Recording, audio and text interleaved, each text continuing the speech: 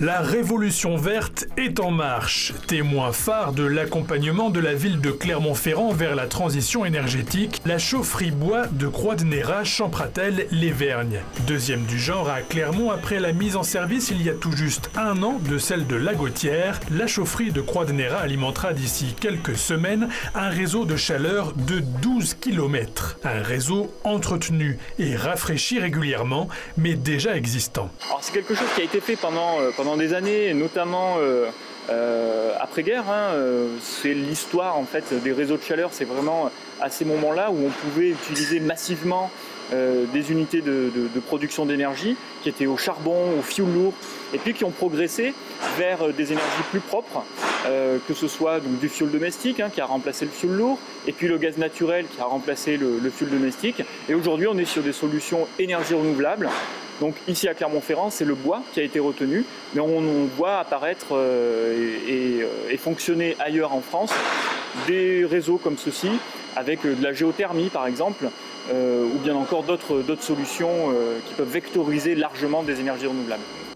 70 sous-stations ont d'ores et déjà été implantées sur le réseau, distribuant chaleur et production d'eau chaude sanitaire aux logements comme aux établissements publics raccordés. Pour les alimenter, 1600 m3 de plaquettes de bois sont stockées ici, de quoi tenir 4 jours en fonctionnant à plein régime. Mais l'approvisionnement naturellement est quotidien à raison de plusieurs centaines de mètres cubes livrés par un producteur local. Le but étant bien sûr de réduire au maximum la consommation énergétique liée au transport, mais également de soutenir l'économie locale. D'ailleurs, tiens, les deux chaudières à bois sont originaires du département, tout comme les constructeurs du bâtiment, les techniciens réseau ou encore l'exploitant.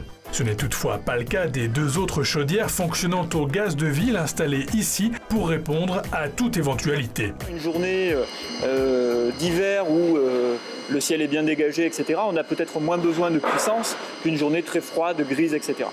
Donc on va faire appel prioritairement, dans un premier temps, à la petite chaudière bois, donc notamment l'été, pour produire l'eau chaude sanitaire et distribuer cette eau chaude sanitaire. Et puis à l'automne, par exemple, où les besoins de chauffage commencent à être de plus en plus importants, on va plutôt favoriser la deuxième chaudière et essayer de vraiment maximiser le fonctionnement de la deuxième chaudière. Et puis quand on va rentrer plus fortement dans l'hiver, c'est les deux qui vont fonctionner et alimenter le réseau avec 100% de bois. Et puis quand vraiment on atteint des pics de froid ou des pics de consommation de chaleur, eh bien là on va utiliser le gaz en appoint. C'est-à-dire qu'on va dimensionner la chaufferie vraiment pour optimiser au maximum les installations en bois.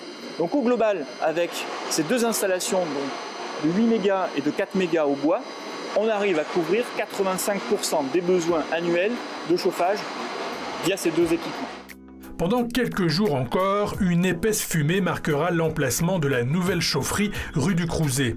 Elle disparaîtra définitivement après la phase de test et avant que ne démarre la montée en température de l'ensemble du réseau pour enfin atteindre son rythme de croisière d'ici la fin de l'année. Mais fin octobre déjà, les particules les plus fines seront filtrées, les résidus de combustible trempés et évacués chaque jour, ne restera plus alors qu'à maîtriser notre consommation de cette énergie renouvelable et bon marché, quitte à modifier notre isolation et nos habitudes.